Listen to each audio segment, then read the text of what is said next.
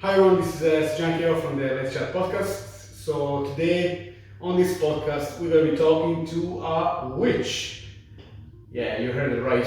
It is a witch, Irish witch. Today we'll be talking to Liv Crosse. Liv is a good friend of mine. We have been chatting away with about a lot of stuff, life-based stuff. And it came on the thought and idea that I would like to showcase to everyone what Liv is, what she does, and how she does it.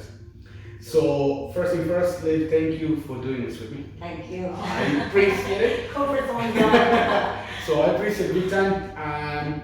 Again, as I said, interview, I just want you to feel comfortable. Let's chat away. Tell us a bit about yourself, a bit about what you're doing. So I'll be going through the questions, and you can just look into the camera, myself, whatever suits you. Yeah, perfect. Okay. So Liv, tell me, who is Liv? Why and how did you start with Reiki? And then we're gonna go on to the how and what and how did you become a witch. Perfect. So, How's it going? Yeah, so I'm obviously Irish witch. I'm doing the healing for about 7 years, I think. okay. So mother to all the kind of usual stuff. Yeah, that's basically it. Okay. Fitness fanatic, as you know. That's good. That's Go good. gym. Very good. That's just not too much. I'm a witch. Basically, that's my life. Okay. Absolutely quite boring. Tell me, you were saying that you are practicing and working with Reiki. Yeah. So would you be kind to explain to people what Reiki is and what is the difference between Reiki and we say other holistic massages or anything else, or any other we say holistic approach? Okay, so Reiki, my perspective of it is Reiki is a natural healing therapy. Okay. It comes from universal energy, quite kind of earthy energy. Okay. In my view of it, because it's grounding. So basically, what we do is we call in the energy Yes. to work with it. It's the whole sequence you have to do to get tuned and whatever. So Reiki energy therapy is not utilised enough, I don't think. Okay. In Ireland, especially, I think it's not. You see, the thing is, why I asked you that is a lot of people wouldn't even. I know that a lot of people probably heard of it, but they wouldn't be familiar with it. Yeah. That's one of the things why I was asking about Reiki. That's why I tell everyone they have to try it to understand it. The easiest I way. think it's something you have to try Okay. to actually fully understand what it is, Okay. how it works, because it's different for everybody. Okay. Like the general process of the client comes to the room on the bed with blankets, pillows, comfort. But after that then, it's different for everybody. Sequence is the same, but the client pattern is different. So would you be kind just kind of lead us through, we say, a normal Reiki session? Okay. How does it start? What doesn't happen in it? And what would be, we say, afterwards? Okay, I'll tell you my way. Yeah, go on. Please do so. I work kind of different too. Again, I come to my healing work form as a witch, so that's where the two combine together.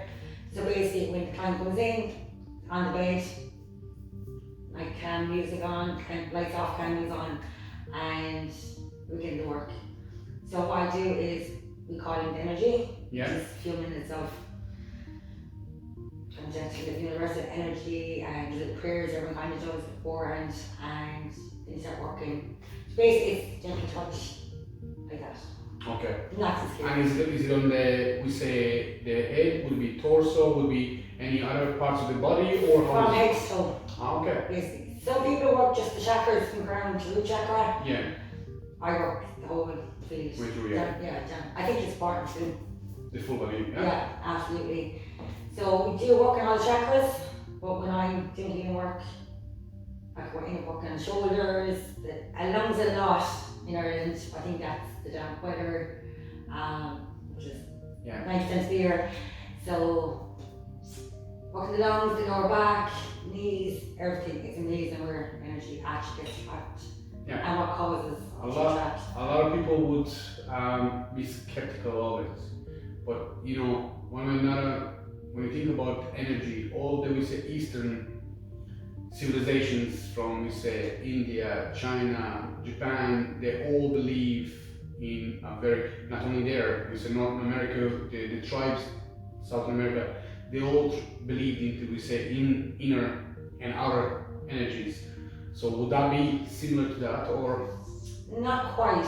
Now, Okay. Reiki did come from Japan. It Okay. was Japanese, that's its origin is Japanese, and then the West stole it.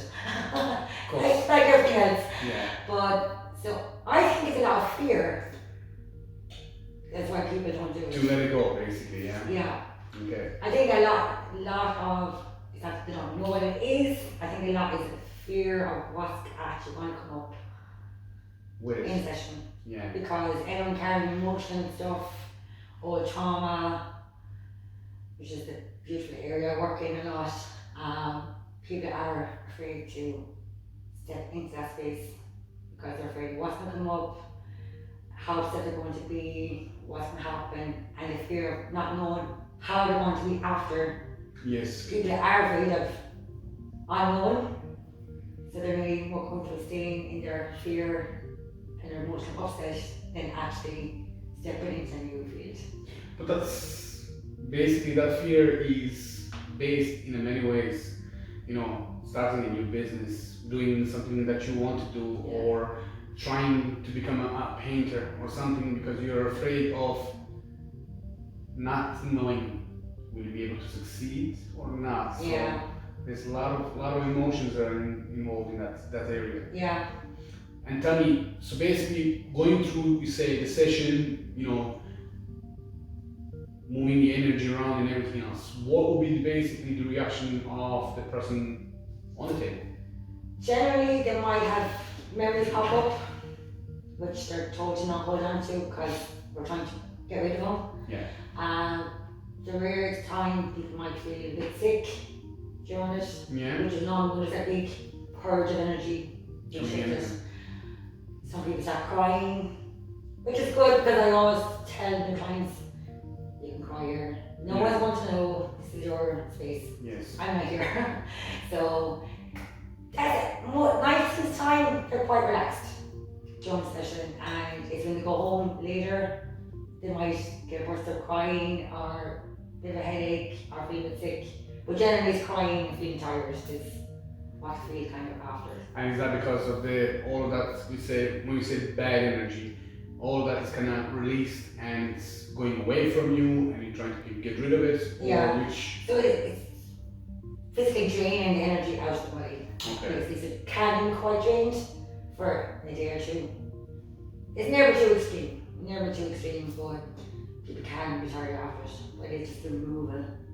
We have to get rid of it to Yes. put the new stuff in, the good Yes. stuff back in. With that I agree 100% because, I studied martial arts for a long time. I've been doing a lot of physical training, and I understand if you want to achieve something, you have to have the focus, and focus is the energy Yeah. that you have to put on to something. So you can't achieve if you don't have a proper focus. And I do agree that energy is around us. Some people see energy as a god or a big higher being. So one way or another, it's a good thing to know that you're working with that. Exactly. And tell me, besides that, how long you have been doing Reiki now? 7 years. Okay. And all the time in Ennis. Ennis or? Ennis and America for a while. Really? Yeah. Okay, very good. I don't actually know why I stopped coming to America. I used to get out to Limerick about once a month, and I used to do like this full day in Limerick and flying home. But Okay. that was kind of furthest I kind of went. But now I have American clients because I do distant healing. Oh, very good. So Reiki can be done without the person being in front of you. It's called distant healing. It's the energy moves or energy Yeah. is sent. So it works the exact same. I think some people it works better because I work, not giving away my secret. No, of course not. So I work in a certain way that the person is in a certain zone when I'm doing the work. So they have no barrier to me. Yes. So the energy kind of goes in deeper. It's probably less stressful for the people. Okay. To a point, I think a few deep trauma clients, that's how it worked. And it's been quite peaceful for them Yes. doing that way. So I do absolutely think distant healing is very good. But a lot of people don't believe in distant healing. Yeah, because the thing that you have to be there, Yeah, present, it's the mind. Yes. Yeah, you have to be there. Even in a hands-on client, you don't have to touch the person. But again, they want the feeling that something's actually happened. Yeah. So I've had times in America and England and things as well, which has been fantastic. And yeah, so that's good. I'm glad to hear that's that. the furthest I've gone from that Australia. And tell me, what would you say the difference now, just kind of briefly, between we say holistic massage or anything to Reiki? Because massage would be a lot more kind of hands-on, trying to manipulate, the muscles and everything else. And of course, okay, the differences between the sports massage or holistic massage it's a bit of difference between them. But we say the holistic massage, which is more kind of relaxing massage. Is there any connection with the Reiki or no? It's a total different approach, yeah. Absolutely. It's one thing that actually bugs me because a lot of massage therapists now say healing. It's a healing therapy, but it's not a healing therapy as Reiki. Yeah. Because Reiki actually works on removing old emotions, trauma, illness, upset, everything. Whereas massage does not get to that same level. Yes. It's quite misleading. Yeah. I'm always giving out. No, look, that's the whole point of the chat is to talk about it, stuff like that. Well, you know, at the point it's wrong for people to be misled. If you're actually looking for help with emotional stuff, then I do think that kind of area needs to be. Yes, looked after. Absolutely, but there's nobody in Ireland just step in and say this. Yeah.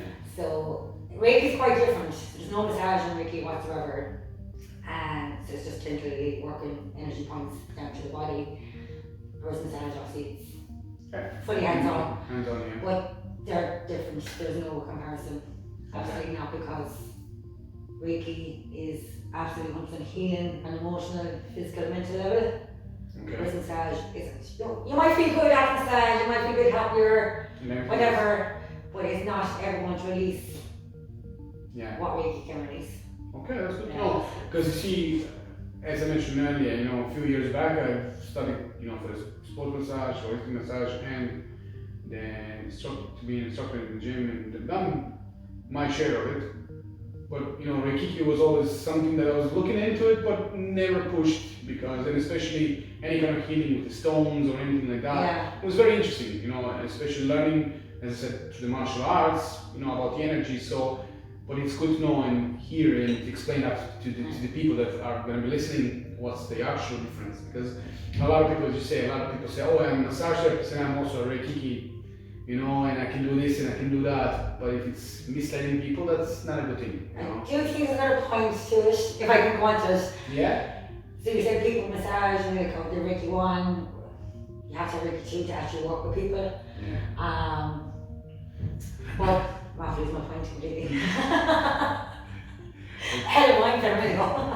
I do. Yeah, so people do massage and say, I'm Reiki therapist as well, but again, it does not work in the line of, I call it healing journeys. When people are working through emotional trauma, you're talking about having 4 sessions, roughly. Yes. You have to finish what you start. So if you go for massage and the person call me Reiki and I'm doing massage, it's a lovely benefit, but then they're opening up something that's not going to be finished. And they should be finishing. Yeah. So I do think Reiki is kind of abused a lot in Ireland, absolutely. I'm always fighting with that. But Reiki is about healing, it's about inner healing, it's about the spiritual stuff, it's about the mind, body, soul. Yes. And having Reiki 1, Reiki 2 to give an extra boost to massage is not the same as being aware of your client's needs and a healing journey. Yeah. I think it's very important that a therapist is able to hold space for a person who's going through trauma and emotional healing, all that kind of stuff. And tell me, if somebody would like to basically pursue that as a career or whatever, how would they actually become a Reiki therapist? You have to learn in person. Okay. There's online advertising all the time for learning Reiki online. It's bullshit. Okay. It is, Reiki has to be done in person. Okay. because there's an attunement involved on your energy field with symbols and stuff. So that has to be done in person. Okay. So anyone who pays €100 to make it online, forget about it. Yeah. You're being conned, absolutely conned, doesn't work, you have to be in person to pass from master to student. So basically, if somebody in, we say, this vicinity of Clare, Tipperary, Limerick would like to do that, they could come to you and say, Liv, I would love to learn Reiki. Yeah. So could I be your apprentice to learn, pick it up and everything else to be able to practice it? Yeah. Okay, that's good to know. I'm a very strict teacher though. That's good to know, that's good to know, that's good to know. Whip on! That's what students are doing. I will, as I said, with every interview, the person I'm talking to, if they're running any business or anything important from their point of view, I always add it on to the videos. So basically, anything about yourself that you would like, that we can share with people, your practice and everything else. We'll be sharing just the links so people can see it, they can contact you and hopefully get a few more clients from it. Yeah, I don't advertise teaching too much. Okay. Because a lot of people do it for the wrong reason. Yeah.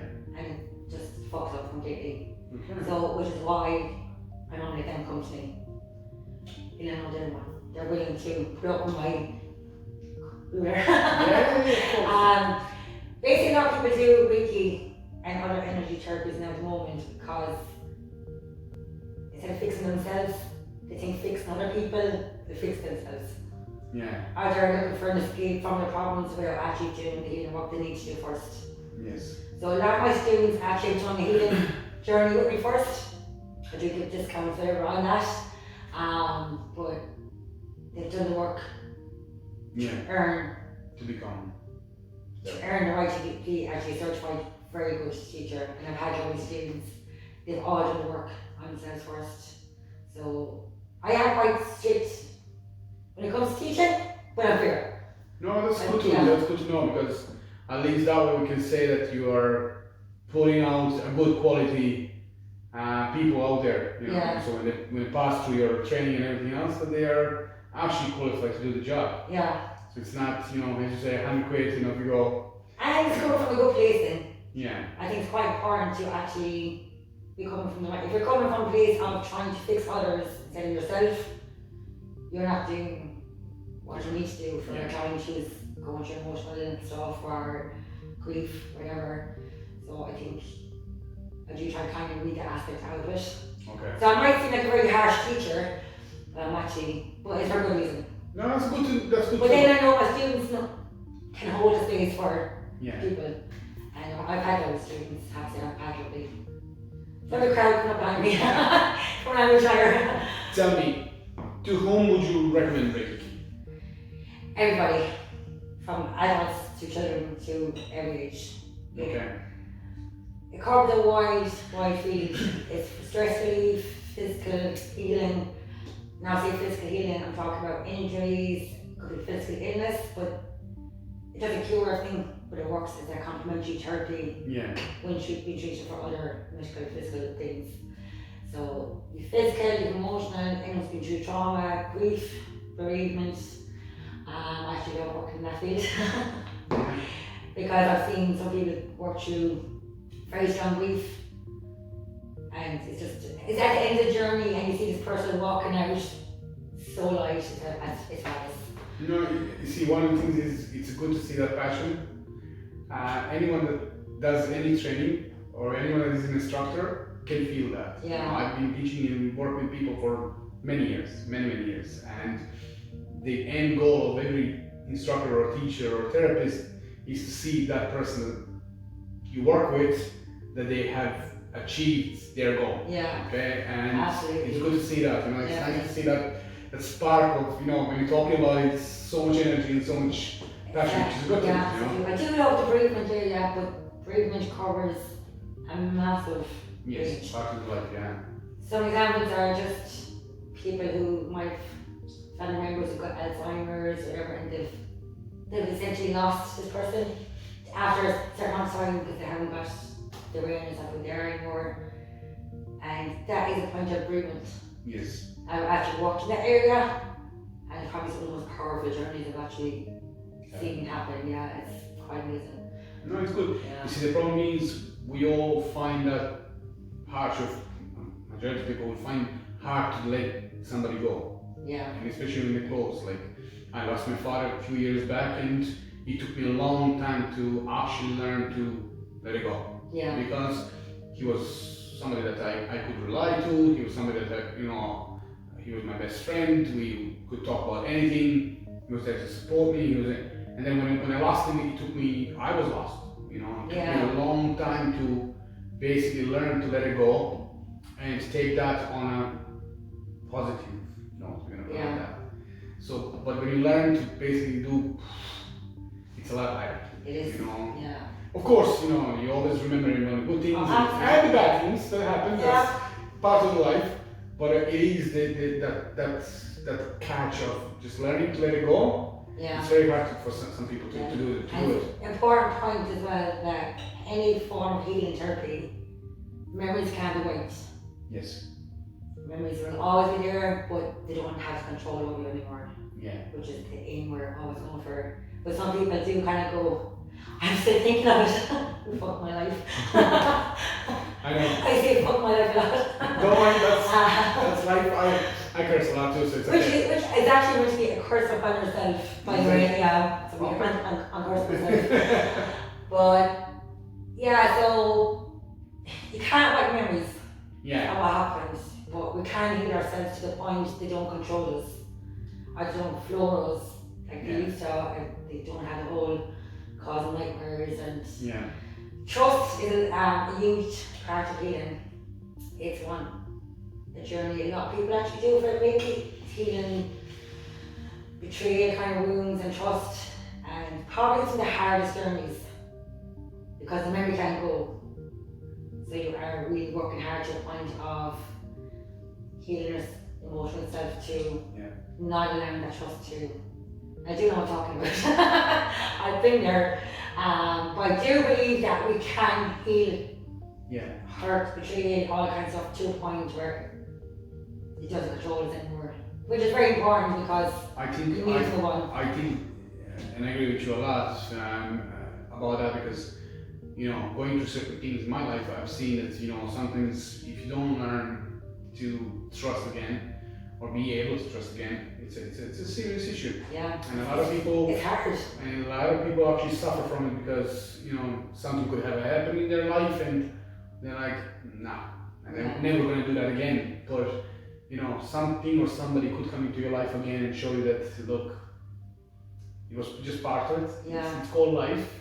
It's being very kind of around relationships actually. Yes. Yeah, definitely is the trust because people have been hurt in relationships or something's happened, and definitely it's one of the hardest journeys for people to step into that space to start letting that go. Yeah. It's security blanket, isn't it, to just hold on to mistrust. Yeah. No, I agree with that 100%. Yeah. 100%. It's definitely one of the hardest. Absolutely. So tell me, recommending to everyone, you're happy with it, you have a pool of clients who are happy with it. So stepping from Reiki to Witchery, everyone can ask me, how the hell do you find a witch? you find a witch now? So when I saw that first time, on your social media, and I went through certain things, and of course we connected, we had a great laugh and chat and everything else. And I was looking at it, back home, in our Balkans area, the witchery would be pretty big, and we would have a lot of folklore about witches and everything else, same as everywhere else in the world, mainly Europe. But it's a stigma behind it that, if somebody is seen as a witch, that they're bad, or that they're dealing with only the black side of it, or dark side of it, whichever you're gonna call it. So when you said it to me first time, I actually stood back and I was like, hold on a second, what? And then, I checked all this stuff, and then I seen your approach is more as a healing approach, or dealing with certain things that people would have, issues, problems, and everything else, and helping them. And I was like, okay, so hold on, you're gonna tell me that Liv is a witch, but she's a good witch. Where's her hat? Where's the brush and everything else. I didn't see At the that. altar. The groom So- is at the altar. So basically, I would like you to introduce people to that and explain how, what, where, and everything else, because I know I'm going to get a lot of questions about it. So please do tell me a bit about how somebody becomes a witch. Is it a calling? Is it something that you're feeling? And where and how did you find it? I think I found it was probably as a child. To Okay. be honest, I always was that child who was out in the garden at 6 o'clock in the morning with the crows. Witchcraft is quite nature-based. Okay. Mine anyway, but witchcraft is actually such a big charm for Yes. so many different paths. But I would say my path probably goes back to childhood. But I would have been unaware of witches were in my dad books. Yes. Actually.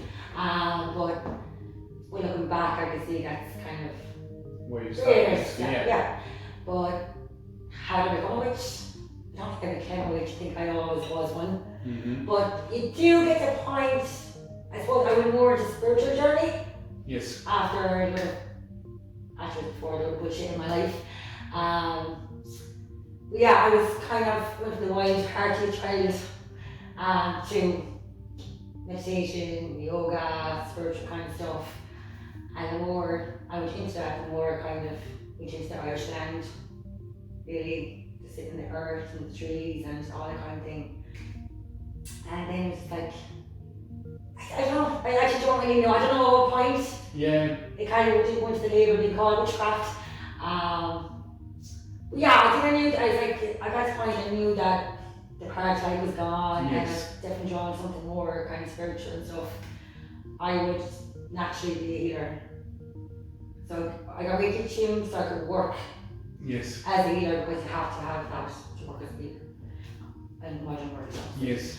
But, so, I don't know at what point I was not saying a witch, but somewhere down the road I did say, yeah, I'm a witch. Hi guys. So yeah, so I did become more aware that I knew there was something that's there for me kind of to connect with, so I just googled online nature kind of groups locally and the Clare Pagan Route Club, which is still running. By the way, anyone looking for, well, it's not running absolutely at the moment, but in general it is. So I went to, I'm not a people person, I definitely just don't like mixing, but so I went to this, I contacted the Clare Pagan Route and went down to meet them at their route and kind of went from there, really. A lot of people go on the term of pagan rather than Which, yeah. I don't class myself as pagan really, class myself as witch because pagan is such a big umbrella term. And not every witch is pagan, not every pagan is witch. Yes. Quite, which a lot of people don't actually get that right. Not every pagan You is see, when you explain to people what means being a pagan, would you be kind? Or do I have to jump into that? So anyone who's not a Christian, we're gonna put it like that, or anyone that is not, who believes in many different gods. Yeah.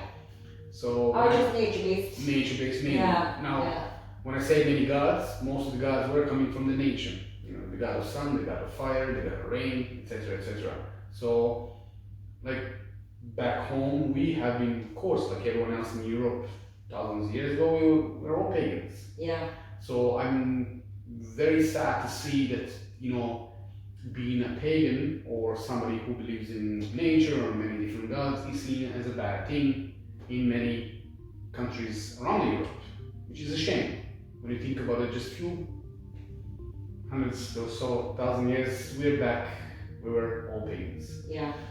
So it's a shame for that to be called on a wrong or a bad way. Yeah. So, Exactly. continue. There's nothing bad in it. With every faith belief system you have bad. Yes, of course. There's always a few bad people and we just leave them aside. But that's what we're talking about. About the Clare guys. Oh, yeah, Clare Yes. Pagan. So I went to them, loved a bunch of people, and obviously there was a few witches in it. And the more people were talking, there's about plants and natural medicine and incense. Like, this is my life basically. So kind of that was kind of my stepping point along. So that's, and I was like, oh yeah, I'm just rich. Yeah. Yeah. So, but yeah, so I identify as an Irish witch, not pagan. I use pagan as you don't want to fucking explain. Yeah. Everything. It's an umbrella term, so I do would say pagan now and again, but I identify as an Irish witch, not pagan. And when you say an Irish witch, what would be the difference between, say, Irish witches and witches in the UK or the rest of Europe? We had very fierce Irish nanas. Okay, that's a good one, anyway. Can be Irish nanas in their Catholic magic. What's the Irish? I think it's very much about earth. A lot of my own practice would be stuff that had been done back centuries ago. Yeah. You see how like different times of year, we do different kind of magic, and I'm not going to go into details about obviously. Not that I'm messing with magic. But Irish women definitely would be feisty. Yeah. But it wouldn't be called magic, it wouldn't be called witchcraft. It was just what they did. Yeah. Yeah, before they were labelled Catholics or labelled anything. So, and if the Catholic Church in Ireland, a lot of it is pagan. Yes, it is. Use candles, use frankincense, cleansing coffins, whatever, cleansing space. But you see, okay, that's what I was trying to explain to people before, and of course, I've been Christian in Orthodox Church, which is the same as Catholic, we are Christians. But all the traditions were picked up from the pagans. Yeah. And they were just called something else, just to be clarified as a Christianity. Yeah. Even the Christmas, even the tree, Christmas tree, everything is from the pagans. So there's a lot of traditions that we took on, and then we just changed a bit because to be relabeled as a Christian part of the church. So yeah. Please do continue. Yeah, so candle magic I think is quite, we've all had the nanas praying for us. Every exam you have the mothers, the nanas, great nanas, straight out with the candle up to that to have. Irish and candle magic is definitely a big part of it's a massive part of my practice, and it's definitely something that's being passed on through generations. So they might have called it prayer, they might not have said it's magic, but it's the lighting a flame, chanting your words, and putting it out there.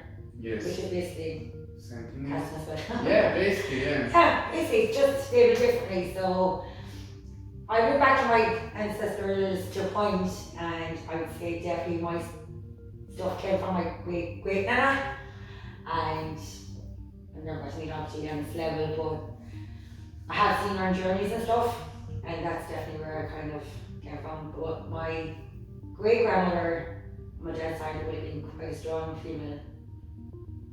I definitely know got my inner strength from her, because she defined the Catholic Church the whole way, worked really hard to raise her sons by herself, and in a small town in Ireland, in Catholic times. Yeah. So that's definitely where I filter through from. Yeah. Yeah, absolutely. Okay, so when it comes to that, what kind of I have to repeat stuff. When it comes to the good and bad stuff. There is no good and bad. It just is. Okay, good stuff. So please do explain that. Because a lot of people see magic that it has two coins or two sides of the coin, same as like everything else in life. But again, it comes back to the point that's only one coin. Yeah. So I would like you to explain, because a lot of times you will hear, good magic or bad magic, or dark part of it, or more lighter or good part of it. Could you clarify that first? So there is the good and the bad side of it. I call myself a grey witch. I walk between the good and the bad, the light and the dark. Yeah. So it's walking the balance between the two. But it's an energy just is what the practitioner does with the energy that makes it good or bad. Yes. If that makes sense. Yes, it does, yeah. Which falls back into the healing field is what the practitioner does and makes it good or bad. Yes. So when you work with energy, I don't believe it's good or bad. There's dark and there's light, whatever, we have to have our shadow self, but which is the darker, most people. Mm-hmm. But it just is. I think people get so caught up in labeling things, Yes. having to say, but it's bad. But that's because they're probably afraid of it. Yeah. Not, Because they don't understand it. yeah. But like the bad, the darkest, your shadow self is, well, I got tempers. I've got a great temper. Yeah. But you have to be willing to see both sides Yes. for healthy balance. And from that point of view, could you explain to people when, of course, you can see in the movies and everywhere else, which is represented as having a good big part and stealing a lot of stuff. You actually do that. Not like the movies. That's good. Well, I think the movies portray a lot of bad anyway, first of all. Of course. What we do, like, it's just, as in my watching movies going, that's not right. But Like many other things anyway. we do rituals, we do, not every ritual case, I speak for myself, do obviously do rituals, do you have a cauldron, I have a broom, I have a wand. They're just tools. Okay. They're just tools to give us focus Yes. on our energy work, basically. So my belief is it all comes from your thought and what you're putting into energy you're sending out there. But we have the stuff, the tools of the trade for Okay. focus. And they're lovely, we all like things, but they are nice. But a lot of time I don't do ritual because it's fast, it's just like fucking tea light. Yeah. Chant something and walk away. But ritual is nice. It's creating space which are not always just work with deities. I do. I work with Morrigan, you've seen me mention the Morrigan. She's an Irish goddess, not Celtic, Irish. Okay. But so I would do the ritual in the point that I actually want to spend the time with my goddess, my god, whatever, and then I would do the full works of the ritual, Okay. which does involve casting the circle. It's not circle of fire in the living room, not at all. But it's again creating stuff of energy, creating boundaries, all that kind of stuff. And then I would obviously pull out my cauldron and my candles and my wand and ashen and stuff. So we do have all that kind of stuff we see in the movies, but it's not used like. So when you say to people that you see yourself as a witch, what kind of reactions do you get? Gobsmacked huge at first. Then I could get like, I don't believe in witches, don't believe in witchcraft. And then something bad would happen to the person, they might trip and go, gee, that's me. Yeah, of course. No, fucking didn't. But generally people are curious now, I think more so than anything. But we've got fucking TikTok witches. And it's trained on baby witches, which is kind of portraying witches in a bad way. Yeah. It actually is portraying witchcraft and stuff. That's my view in a bad light because witchcraft is a path, it's dedication, it's a full-time job in itself. It's study, it's working, it's learning the whole time. And then you have this TikTok trend going on going, we're doing a TikTok spell against Donald Trump. Yeah. If you were doing it, you were talking about it. Yeah. So we don't discuss a lot of witchcraft stuff publicly. Of course not, If yeah. you're doing workings, it's yourself. Keep that to yourself, to the space. It's like you're not going to go in and say a prayer in the church and then go out and tell the whole student you're asking a prayer for something. Yes. So basically, like TikTok witches, they're saying we're doing this, but if you are doing magic to a point, You keep it quiet. you're not, yeah. To be silent is one of our terms. Yes. To be silent. So you don't actually, you do your work and you don't talk about it. And tell me, when it comes to that, do you use that side of it to help people if they come to you to ask you for help? How and which way do you do using that side of the magic to help people, and would you recommend it? I do and I don't. Okay. It depends what you're asking for, because you all have people ask for love spells and shit. You don't do love spells because it would backfire. Okay. I don't think any witch in Ireland would cast love spell. I think witches in Ireland are quite dedicated to their work. Obviously with love spells, for example, people do ask, can you help me with this? And you're like, no. Yeah. Because every action has a reaction, things going to backfire. do you actually want to try something for yourself? But what I would say then is heal, working on healing. Yes. Because people want quick fix, but they don't want to do the journey. So a lot of times people asking for stuff from me as a witch, what they actually need is Reiki. yeah. So they go pretty well hand in hand. We're gonna put it like Yeah, I do. But I do think a certain point on my healing work comes from being a witch. Yeah. My intuition and all that kind of stuff comes from being a witch. So they do link in quite well together. But yeah, people asking, a lot of people ask for help. Yes. They do. Most people are very decent about it, but a lot of times protection stuff. I think we talked about this, the mind. Yeah, how it People works, yeah. do panic into panic that something bad happened, whatever, and they get lost in it and they come asking for help. You're like, just chill. Yeah. You're feeding nothing. So it is just to. I'd rather be honest with the person than. Some bullshit, Yeah. yeah. Absolutely. So. And tell me, we say, for the people who believe that there has been some kind of connections to them or anything like that, and they would like to get some kind of help, they're more than welcome to come and ask for help. Absolutely. Okay. Yeah. Because there's shit that happens. Obviously, magic is something that happens all over the world. There's different people that do different things. Yeah. And sometimes people can be interpreted. Yes. But again, it comes down to your mind. I think your mind controls a lot of it. But yeah, absolutely always there to help people if. Needed. Yeah. Okay, no, that's good to know because. A lot of people have come into my theatre room going, I've been cursed. No, you haven't. But they get into this headspace that because life is bad or they can't get past something, that someone was going to curse them. And generally it's not. It's their emotional wounds or something else is actually feeding this thought. Okay. And either their aura is shot or their energy field has been drained. It could be some of the kind of energy just stuck to them from somewhere, and that's usually what the problem is. So 99% of the time people come in saying, I'm cursed, I need help, they're not actually cursed.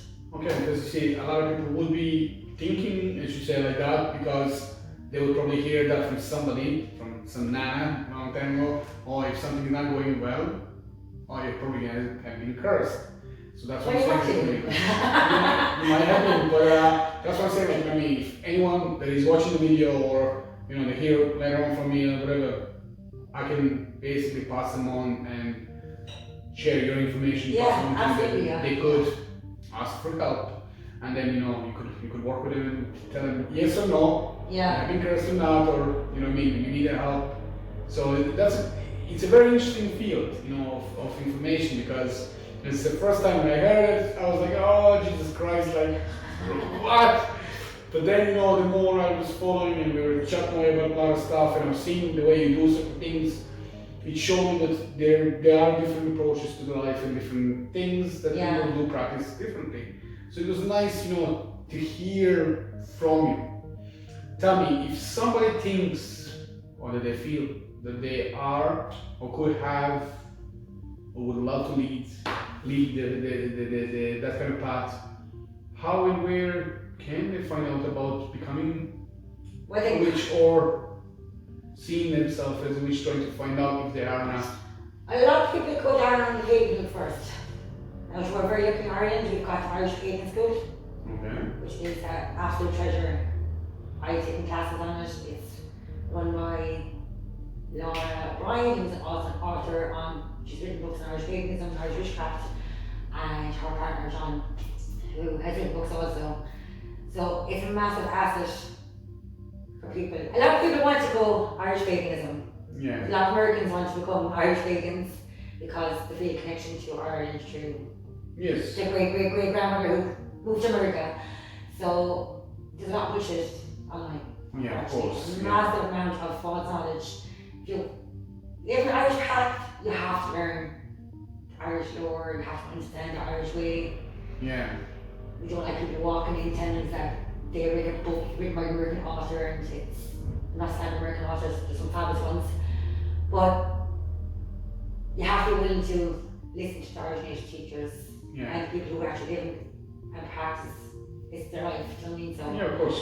so we have the Irish Pagan School, which is fantastic. I've taken courses myself on it.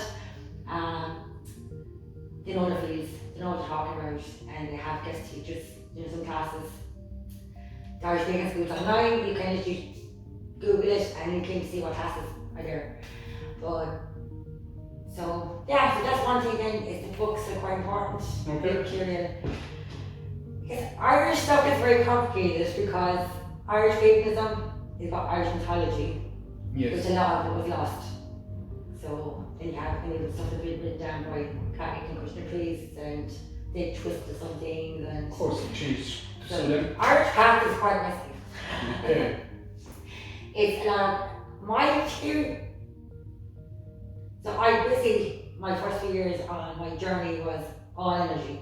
Yeah. All energy, work Friday at theory. I worked at Morrigan on an energy level, focused on Reiki and stuff. But the last 2 years it's been theory based. So we've been delving back into the folklore and origins of the Irish stuff. And it gets quite risky. So it's good that we actually have teachers Yeah. in their field Teach that, yeah. who actually do put the proper stuff out there. Because we can get lost. We can get lost ourselves. We're fucking working for years. So it is, yeah, so that's definitely first point. I think if you're interested in Irish witchcraft, Irish paganism, Irish Pagan School, I don't teach Irish witchcraft or Irish paganism, I teach the healing field. Yeah. That's my area, but yeah, it gets messy, so you need to have good resources. And tell me, I would say the last question will be, having, we say, the Dakar path here in Ireland, do you have the connections with the same people that will be in England or the rest of Europe? Do you connect? Do you communicate with other? Yeah, we do. We say, when I call it which organizations or whichever groups or whatever, do you communicate with each other, or do you have anything that will be connecting as a collective, or each country or region will be for itself? I think all the regions are different. I think the Irish is quite separate. That was with the earth. Lots of them eggs in the old times. Wouldn't be called witchcraft back then, now it would be. But they're quite different. So I would have, people have told me about magic that happens in Latvia and stuff, and it's quite different to our stuff. Yeah. Quite different, and it's probably stuff that Irish witches would do. I'm not sure if will. Okay. I think we're actually very moral here, to a point, but it does seem quite different, but at the end of the day, it all comes back to the same field. Yeah. Not the same thing, it's work with energy and stuff, so it is. On the pagan side, it probably is more common field of people drinking because everyone's trying to learn about their old stuff. Obviously, a lot of people look at the Nordic gods and stuff as well. Yeah. So they're crossover, but they're all quite different. Yeah. Yeah, so I lean a bit into Egyptian stuff, but that way is a witch rather than what would be casting any Egyptian magic. At the same time, do you know what I mean? But yeah, so it comes together and doesn't. Okay. And yeah. it has a balance, we're gonna put it like that. Yeah, we fight a lot too. And tell me, would you be, when it comes to it, you said that your main focus, of course, it is on Irish paganism, but would you be learning anything from other sides of the Europe or anything like that when it comes to it, not just from witchcraft, but also from the pagan style of it too? Would you be picking up anything? I would say not really. In the last few years, everything's kind of come back to Irish. Yeah, everything's come back to Irish. I do friends that are witches and pagans in England. They all call Irish back. Even some of them never set foot in Ireland. Morrigan again, same. That comes back to Ireland. Ireland's business. But yeah, so generally it's just all. It's not really. I think everything kind of comes back to Irish. And as I have friends that were actually out of told me some stuff about witchcraft over here. They won't be practicing witches, just stuff they've seen done or had done, but they're quite, they don't think in really together. Okay. Yeah, so it's just. Okay. Well, I do think we're very much culture in Ireland now. So you have other witches from different nationalities, and that's like pagan. There's more to the witchcraft than paganism. So we do have so much culture aspects going on, but when it comes down to work, it's all the same thing. That's good to know. Yeah. So basically, as I said, today I just want to talk to you a bit about Reiki, a bit about witchcraft, a bit about you. I really enjoyed it, and I hope everyone else is going to enjoy the talk too. The talk too. What I'm going to do is, as I said, in each time, I'm going to add the links so people can reach out to you if they have any issues, there any problems. You can try to help them. Yeah. I'll try to promote as much as we can from my point of view. I hope you enjoyed it. I think it was good. The first time ever doing something like this. Look, I hope it's not the last one. We can always jump in and talk about other stuff. I would love to learn a bit more about Irish paganism. Yeah, absolutely. And maybe next time we can go a bit more deeper into the witchcraft too. And look, why not? Again, I would be more than happy. I would be more than happy to pop in and again brush up finish this next time. That would be good to show the legs. Look, I hope everyone enjoyed it as much as I did. It was an absolute pleasure to have Liv as my guest today on the Let's Chat podcast. Again, everything's going to be in the comments. Please do shoot a message, press the like, press the subscribe on the YouTube. Let me know if you have any questions, and if you want to reach out to Liv, I'll leave all the information there. I wish you all a great day. Thanks a lot again. Regards from Srdan KO and Let's Chat podcast.